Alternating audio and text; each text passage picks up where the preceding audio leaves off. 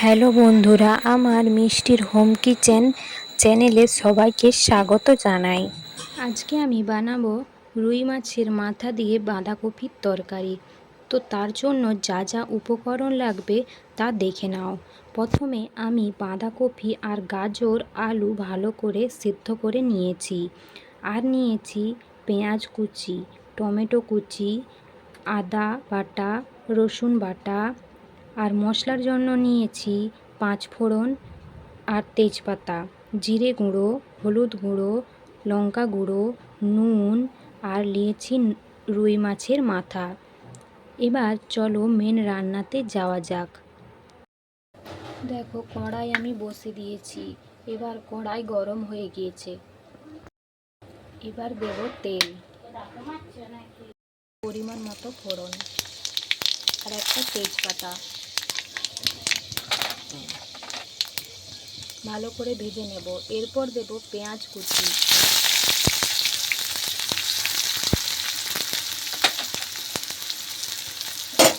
এরপর নাড়াচাড়া করব।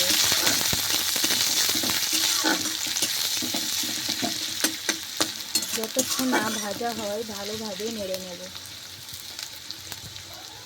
এবার দিয়ে দেব সামান্য রসুন। এবার নেড়ে চেড়ে নেব।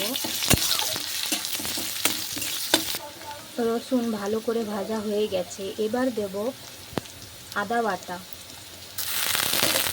এটাও ভালো করে নেড়ে চেড়ে নেব।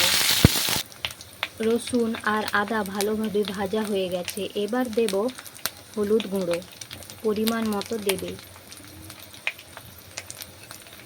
এখন দেব লঙ্কা গুঁড়া।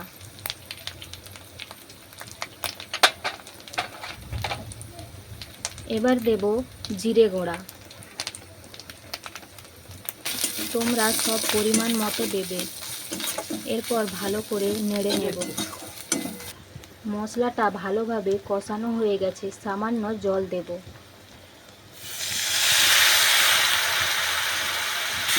ভালো করে নেড়ে চেড়ে নেব। মশলা ভালো করে কষানো হয়ে গেছে। এবার দিয়ে দেব টমেটো কুচি। ভালো করে নেড়ে চেড়ে নেব যতক্ষণ না টমেটোটা গলে যায়। টমেটো ভালো করে ভাজা হয়ে গেছে। এবার দিয়ে দেব পরিমাণ মতো লবণ। মশলা কষানো হয়ে গেছে। এবার আমি একটা মশলা দেব, মিট মশলা সামান্য পরিমাণে দিয়েছি স্বাদ ভালো আসার জন্য। এখন দিয়ে দেব রুই মাছের মাথা। মাছের মুড়াটা ভালো করে নেড়ে চেড়ে নেব। দেখো মাছের মাথাটা এরকমভাবে সবাই ভেঙে নেবে। মশলাটা এখন কষানো হয়ে গেছে। এবার সামান্য পরিমাণে চিনি দিয়ে দেব স্বাদটা ভালো আসার জন্য। তারপর ভালো করে আবার নেড়ে চেড়ে নেব। মশলা ভালো করে কষানো হয়ে গেছে, তেল ছেড়ে গেছে। এবার আমি দিয়ে দেব বাঁধাকপি, সেদ্ধ করা বাঁধাকপি।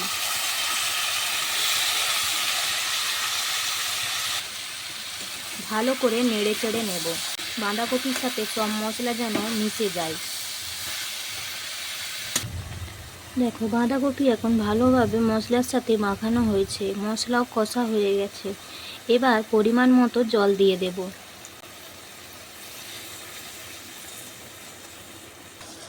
ভালো করে নাড়াচাড়া করব।